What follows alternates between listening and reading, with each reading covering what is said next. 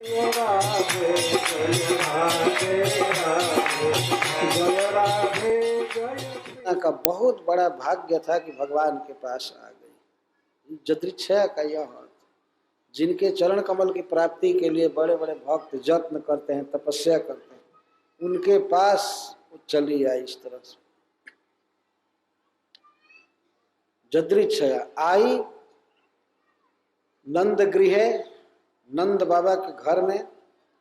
पुनः सुखदेव गोस्वामी महाराज परीक्षित को कहते हैं, उसने देखा असद अंत कम, जितने भी असत हैं, दुष्ट हैं, उनका अंत करने वाले।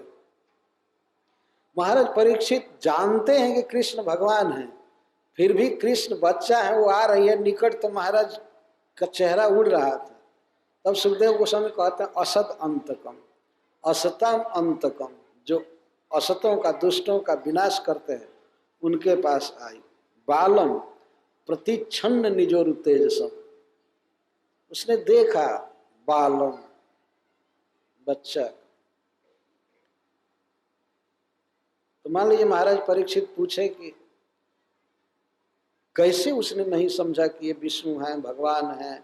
तब श्रील सुखदेव गोस्वामी कहते हैं प्रतिच्छन्न निजोरु तेजसम, भगवान अपने तेज को छिपाए थे, सामान्य बच्चे की लीला कर रहे थे।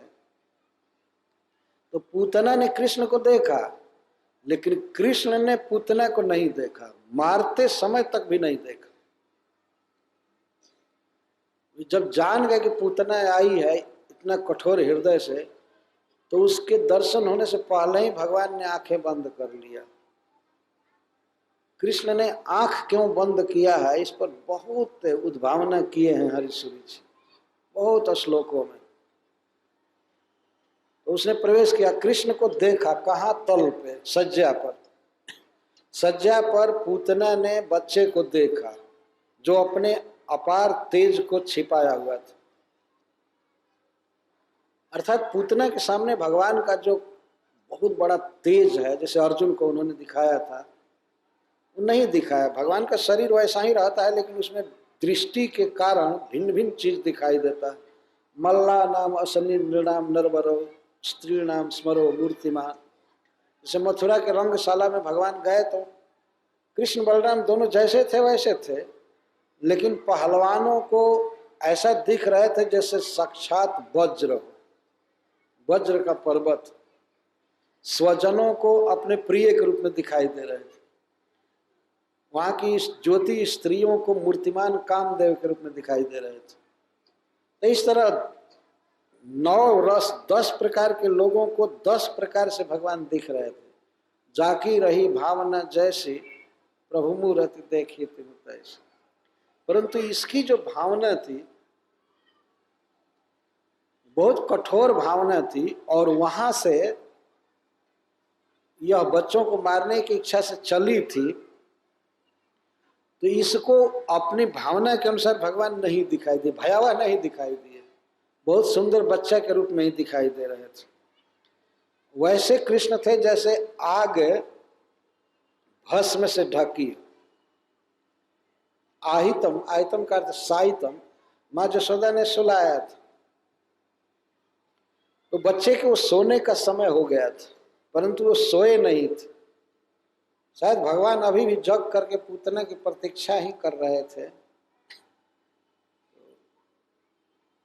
अग्नि से उपमा दे रहे हैं। तल पे आहितम, तल्प पर, सज्जा पर कृष्ण सुलाए गए थे और अपने तेज को छिपाए थे, वैसे जैसे भस्म से ढका हुआ अग्नि। आप लोगों ने देखा होगा, जो लोग देखे होंगे समझ जाएंगे, कभी कभी आग बहुत तेज रहती है लेकिन धीरे धीरे भस्म से ढक जाती है, किनारे किनारे भस्म जम जाता है, और थोड़ा सा उसको खोदेंगे तो लक लक लक लाल लाल आग दिखाई। खास करके गन्ना पेरा जाता है और जिस चूल्हा में वो औंटा जाता है, बाद में उस आग को बाहर निकाल देते हैं, तो धीरे धीरे धीरे धीरे भस्म उसके ऊपर चढ़ जाता है, परंतु भीतर प्रचंड अग्नि होता है।